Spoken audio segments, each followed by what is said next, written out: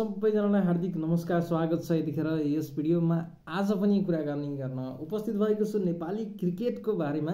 नेपाली क्रिकेटको सुनौलो दिन हो आज, सुनौलो अवसरको रूपमा हामी देखिरहेका छौँ। किनभने आज साँझ, आज बेलुका 8:45मा नेपाल र ओमन बीचको क्वालिफायर्स हुँदैछ।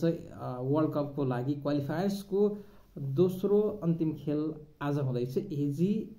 यदि आजको खेल नेपालले जितेको खण्डमा हामी सोझै वर्ल्ड कपमा प्रवेश गर्नेछौँ। वर्ल्ड कपको ढुक्का पूर्ण रूपमा आजबाट खुला हुँदैछ। किनभने ओमन र नेपाल पहिलो र दोस्रो स्थानमा रहेका छन् 6 अङ्कको साथमा। 6वटा टिम मध्ये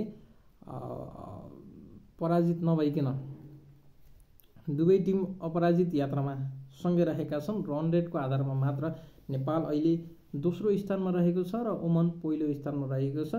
यी दुई देशमध्ये जुन देशले आजको खेल जित्नेछ सो देश वर्ल्ड कपको लागि सोझै सिलेक्ट हुनेछ। अन्यथा अर्नै अन्तिम खेल पनि पर्खिनुपर्ने अवस्था हुन सक्छ। आजको खेल गुमाएको खण्डमा कुराकानी गरौँ। नेपाल पनि लयमा रहेको छ। एक न एक दिन कुनै न कुनै खेलाडी चम्केर नेपालको पछिल्लो खेलहरू जितिएको कन्डिसन, अन्तिम ओभरको अन्तिम बलसम्म खेल गएर नेपालले जितिरहेको अवस्था छ। यद्यपि सधैँ समय यस्तो नहुन सक्छ। मैले बारम्बार कुराकानी गरिरहेको छु। नेपाली क्रिकेटको ब्याटिङ लाइनको कुराकानी गर्नुपर्दा एकदमै हामी ओपनिङ र मिडल अर्डर ब्याट्सम्यानहरूले विशेष ख्याल गर्नुपर्ने हुन्छ। आज केही चेन्जेस पनि हुनसक्छ, किनभने एकदमै महत्त्वपूर्ण खेल हो यो नेपालको। अन्तिम खेल हामी किन कुर्ने? अन्तिम खेल अगाडि नै हामी जित्न सक्यौँ भने, ओमनलाई जित्न सक्यौँ भने हामी अवश्य पनि वर्ल्ड कपमा सक्सेस हुनेछौँ, यो आशा गरेका छौँ हामी पनि। यो हाम्रो चाहना पनि हो, यो नेपाली क्रिकेट खेलाडीहरूको चाहना पनि हो। आज बेलुकाको समय हो, हेरौँ टस के हुन्छ। तथापि जे रहे तापनि हामी ब्याटिङ लाइनलाई अलिकति ख्याल गरेर अगाडि बढेको खण्डमा हामीसँग 101 खेलाडी हुनुहुन्छ। दिपेन्द्र सिंह ऐरीदेखि लिएर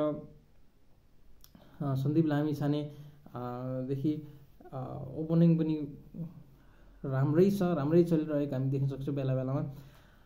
त्यस कारणले गर्दा विशेष ख्याल गर्नुपर्ने हुन्छ। आज ब्याटिङ लाइन सुधार गरेको खण्डमा बलरहरूले पक्कै साथ दिनुहुनेछ र आज हाम्रो अन्तिम समय हो, महत्त्वपूर्ण समय हो। यो समयमा एकदमै जोड लगाएर खेल जित्नुपर्ने बाध्यता छ।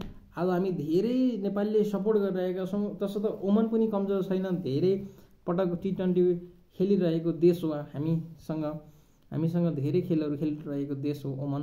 चिरपरिचित देश नै हो, तर यहाँका खेलाडीहरू केही चेन्जेस रहेको कारणले गर्दा भन्न सक्ने अवस्था छैन। ओमन बलियो छ, पहिलो स्थानमा रहेको छ, सबै देशहरूलाई हराउँदै रन रेट पनि उत्कृष्ट बनाउँदै गएको छ।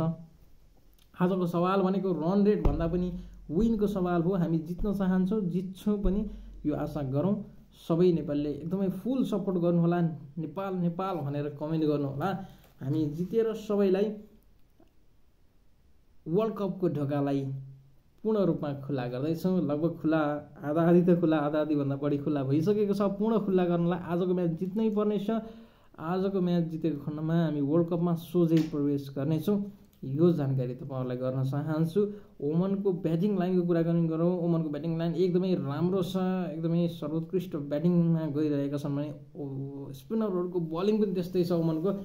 यस कारणले यो सबै कुराको एनालाइसिस गरेर नेपाली टिमले, कोच र कप्तानले आजको खेल प्रदर्शन गर्नुहुनेछ। उहाँहरूले टेक्निकल एनालाइसिस गर्नुहुनेछ भन्ने हामी अपेक्षामा छौँ। विगतका खेलहरूभन्दा केही सुधारको खेल हामी देख्न सक्छौँ। आजको खेल र सहज जित निकाल्न सक्छौँ। ओमन चिरपरिचित देश हो क्रिकेटमा र उत्तिकै बलियो, पछिल्लो समय बलियो रहेको, उत्कृष्ट प्रदर्शन गरेको देश पनि हो। कति पनि हामीले कमजोर मान्नु चाहिँ हुँदैन र आफ्नो गल्तीहरू चाहिँ गर्नु हुँदैन। फिल्डिङबाट होस्, ब्याटिङबाट होस्, बलिङबाट होस्, 100% दिनुपर्ने अवस्था छ। यतिको खेलाडीहरू हामीसँग पनि हुनुहुन्छ, हामी पनि कम त छैनौँ। तथापि क्रिकेट हो भन्न सकिन्न, हामी प्रयास चाहिँ अनवरत रूपमा गर्नुपर्छ। यो जानकारी तपाईँहरूलाई दिन चाहन्छु। र 8:45 बजे साँझ बेलुकी हामी खेल खेल्नेछौँ। प्रत्येक बलको तपाईँहरूसँग अपडेटमा रहनेछु। नेपालले जित्नुपर्छ आज। नेपालले सबै गेमहरू जितिसकेको छ यहाँभन्दा अगाडि। आजको खेल जितेको खण्डमा सोझै हामी अन्तिम खेल नखेलिकन वर्ल्ड कपको लागि हामी प्रवेश गर्नेछौँ। यो सुखद अवसर भोलि बिहान सुनौलो दिनको प्रतीक्षामा छौँ। आज बेलुका सबैजनाले सपोर्ट गर्नुहोला।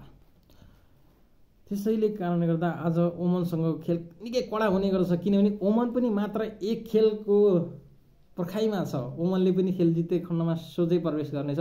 त्यस कारणले गर्दा पहिलो र दोस्रो नम्बरको ऱ्याङ्किङको क्वालिफायर्सको ऱ्याङ्किङमा रहेका यी देशहरूको निकै घम्साघम्सी हुन्छ भन्ने म पनि अपेक्षा गरिरहेको छु। ओमनलाई एउटा फाइदा छ, घरेलु मैदान हो, उसको घरेलु मैदानको फाइदा उठाउन सक्छ, उसको आफ्नो समर्थकहरूको फाइदा उठाउन सक्छ, घरेलु मैदान चिनेका खेलेका पिचहरूको फाइदा उठाउन सक्छ।